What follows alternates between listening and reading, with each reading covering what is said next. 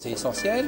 On travaille sur des corrélations. Minimiser en fonction. Apprentissage sans détection de l'erreur. L'éducation nationale.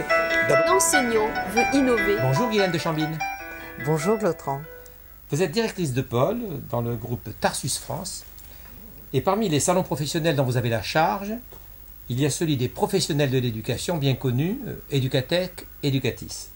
Pourquoi Tarsus France organise-t-il un tel salon avec cette double appellation Educatech, Educatis? En quelques mots, donnez-moi un petit peu l'historique de cet événement. Alors écoutez, Educatech est un salon qui a maintenant 32 ans, qui a été créé en 1982 à l'initiative d'une association qui était la Chambre syndicale des métiers du didactique et qui est venue chercher Tarsus pour organiser le salon des professionnels de l'éducation, mais uniquement pour présenter du matériel pour les classes technologiques et scientifiques. Voilà. Il y a 10 ans, on a créé Educatis, qui était une toute petite partie du salon à l'époque. Le numérique dans l'éducation commençait à peine. Donc on a démarré il y a 10 ans, en 2004, le salon Educatis, qui est devenu aujourd'hui, je dirais, plus important que Educatech, qui a baissé en nombre de mètres carrés, je dirais. Alors, ce rendez-vous en novembre est devenu, pour toutes celles et ceux qui agissent, pour que l'innovation numérique se traduise au quotidien dans les pratiques pédagogiques des enseignants et des élèves, un moment très important. Novembre, on attend Educatech, Educatis. Alors, comment vous expliquez le succès ? Bah écoutez, le succès, c'est que le numérique à l'école a été prôné depuis maintenant de nombreuses années, de nombreux ministres, et plus récemment, même le chef de l'État en a fait une politique prioritaire. Donc on est vraiment dans l'ère du numérique à l'école. Ce qui fait que chaque enseignant, chaque parent d'élève, chaque étudiant même est curieux de voir ce que sera l'éducation de demain. Alors de nombreuses classes sont déjà équipées, d'autres le seront dans le futur. On prévoit 70% de collèges équipés d'ici quelques années. Donc c'est un sujet important qui concerne tout le monde. Voilà. 12 000 visiteurs. Oui. J'ai regardé ces dernières années, vous tournez autour de ce nombre-là, de ce succès. Mais ces 12 000 visiteurs, ce sont essentiellement des personnels de l'éducation nationale? Alors, je dirais que je vais partager ça en deux. Il y a 50% d'enseignants.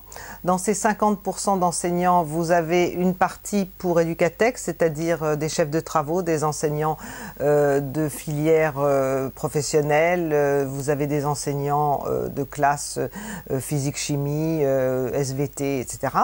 Et puis, vous avez des enseignants de français, d'histoire-géo, de mathématiques et autres classes qui sont curieux, qui ont envie de découvrir ce que font les industriels en la matière et comment va être demain leur classe, voir un peu ce que font leurs collègues aussi pour se donner des idées. C'est vraiment un salon sur lequel les enseignants sont en veille. Et puis après, pourront discuter avec leur chef d'établissement, qui lui-même ira discuter avec son académie, qui ira discuter avec la collectivité locale pour savoir comment est-ce qu'on va faire un plan d'équipement pour une petite école, un collège, un lycée, etc. J'ai même rencontré à Educatech des enseignants qui venaient en formation. C'est-à-dire que d'autres enseignants, des corps d'inspection, organisent au sein même de votre salon de la formation continue d'enseignants? Oui, alors il y a eu ça en effet.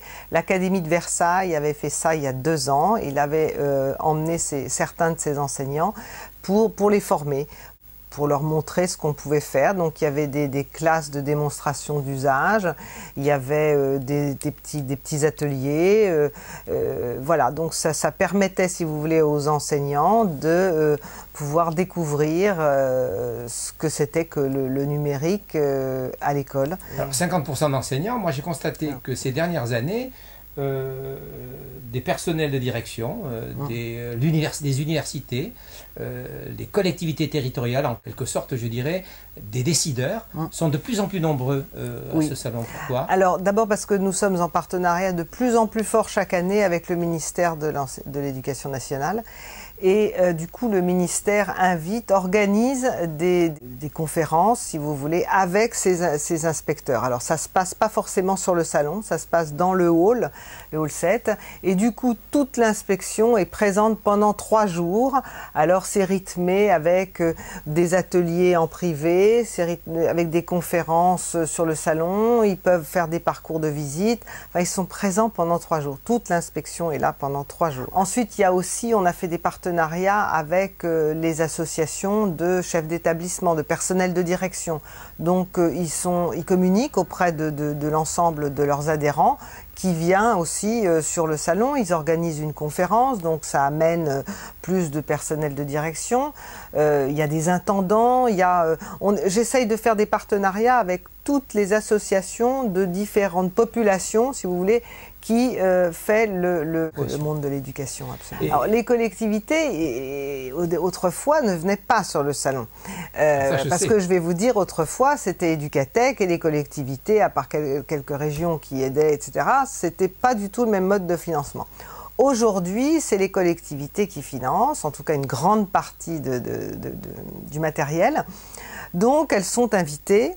Et nous sommes en partenariat aussi avec des associations des régions, des départements, des maires d'Île-de-France, c'est plus facile à mobiliser, l'ANDEV, Ville Internet, enfin toutes ces associations, les maires ruraux de France, bien sûr. On a aussi fait pour eux les trophées des technologies éducatives. Justement, parlez-moi de ces trophées, voilà. C'est quoi? Alors les trophées sont faits pour récompenser justement des initiatives prônées par les collectivités et les établissements d'enseignement supérieur dans l'innovation numérique. Voilà, donc chaque année, on remet 8 prix, donc 4 pour les collectivités, 4 pour les établissements d'enseignement supérieur.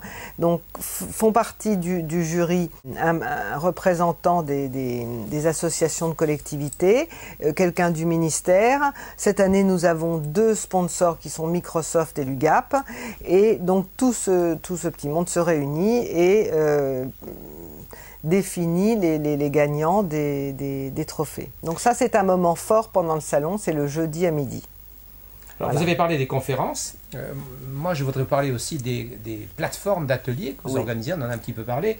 Vous les avez cités, Démotis, Démosciences, Créteil l'organise également. J'ai le sentiment que ces lieux sont des lieux qui prennent une importance de plus en plus grande parce que les enseignants ont le sentiment que là, ils voient, ils pratiquent, ils rencontrent concrètement le numérique dans l'éducation. Alors absolument, donc comme vous l'avez dit, nous organisons Démotis qui invite essentiellement des académies et des collectivités de province, puisque sur le salon, j'invite Créteil, l'Académie de Créteil qui vient sur une plateforme Créteil Actis, et cette année revient l'Académie de Versailles sur une plateforme sur laquelle elle organisera aussi des ateliers d'usage. Et puis il y a Démosciences, on en a parlé tout à l'heure, qui montre les usages en matière dans les filières, surtout STI 2D ou classe prépa. Voilà. Donc en gros, le hall de Éducatech Educatis est vraiment est un hall sur lequel il y a des démonstrations d'usage un petit peu partout, sur des stands, sur certains stands, mais aussi sur des grosses plateformes qui font plus de 100 mètres carrés, où là, les enseignants sont invités. D'abord, c'est eux qui les font, les démonstrations d'usage. Ce sont les acteurs. Voilà, ce sont les acteurs et ce sont les spectateurs. Voilà. Et ça a beaucoup, beaucoup de succès. Alors parlons des professionnels des technologies éducatives et des industriels. Ils ont ici les conditions pour rencontrer décideurs et utilisateurs. Est-ce que selon vous, ce salon est le révélateur que le numérique dans l'éducation est devenu un marché, on sait qu'il est mondial, émergent, d'avenir? Alors, évidemment, c'est un marché d'avenir. Ce que je veux dire, c'est que nous sommes un peu en retard en France pour le numérique dans l'éducation. Et comme vous le savez, de nombreux ministres ont prôné cette politique. Bon, je crois que là, vraiment, c'est parti. Les collectivités locales et les enseignants, les académies vont faire groupe pour pouvoir équiper leurs établissements. Je crois que le gouvernement s'est occupé de faire câbler les territoires pour qu'on puisse utiliser le numérique. Et Et je pense que d'ici 5 ou 6 ans, 70% des établissements seront correctement équipés. Voilà. Ce qui aidera beaucoup les élèves dans leur apprentissage. C'est vraiment une méthode excessivement facile, ludique pour apprendre. Alors, vous le dites là comme quelqu'un qui en est persuadé parce qu'elle en a été témoin. Est-ce que vous avez, depuis le temps que vous organisez, vous avez dû voir un petit peu l'évolution de l'intérieur? Comment vous le ressentez? C'est-à-dire que moi, je vois les démonstrations d'usage qui ont lieu sur mon salon avec des élèves. Parce que les élèves viennent. Mais oui, les élèves viennent. Dans les démonstrations d'usage, les élèves sont là.